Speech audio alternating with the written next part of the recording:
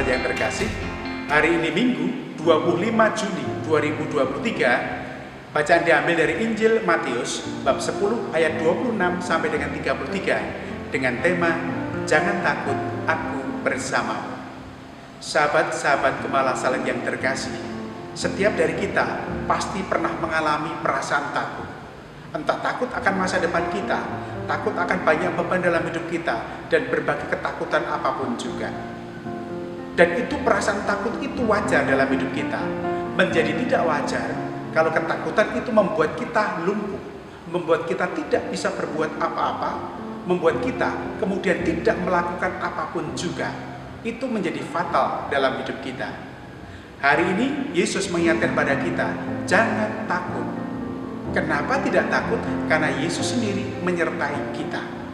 Yesus mencontohkan dalam bacaan Injil, burung pipit pun meskipun tidak punya apa-apa dipelihara oleh Allah. Rambut kepala kita itu juga bisa dihitung oleh Allah, yang mengatakan bahwa hidup kita itu lebih berharga dari ciptaan yang lain. Hidup kita berharga di mata Tuhan. Maka untuk mengatasi rasa takut seperti ini, ada 3 hal yang perlu kita ingat dalam hidup kita. Saya akan memulai dengan satu cerita singkat tentang seorang murid yang berjalan ke sebuah gunung bersama dengan Tuhan. Dia meminta pada Tuhan agar menyertai dalam perjalanan ke gunung. Lalu ketika dia berjalan, dia melihat dari bawah 2 jejak kaki, 2 pasang jejak kaki, jejak kakinya dengan Allah. Dia tenang. Makin ke tengah ada 2 pasang jejak kaki, tetapi yang satu sudah lamar-lamar atau kabur. Dan semakin tinggi ke tempat yang tinggi, hanya ada 1 pasang jejak kaki. Dalam kelelahannya dia protes pada Tuhan, Tuhan, engkau kemana? Katanya ingin menyertai saya. Lalu Tuhan menjawab, anakku, aku bersamamu.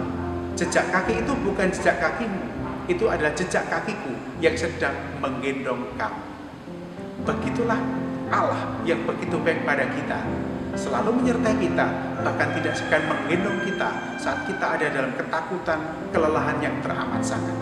Maka ada 3 hal yang perlu kita ingat dalam hidup kita dalam mengatasi ketakutan. Yang pertama-tama adalah ingatlah bahwa Allah tidak pernah meninggalkan kita. Allah tidak pernah tidur, tapi Dia memandang kita dan selalu akan menguatkan kita. Yang kedua, pandanglah setiap persoalan, tantangan, beban apapun juga, itu menjadi kesempatan kita untuk bertumbuh. Tuhan kadang-kadang menggunakan banyak tantangan-tantangan itu untuk mendewasakan kita menjadi pribadi yang tangguh, pribadi yang bijaksana, dan pribadi yang matang dalam hidup.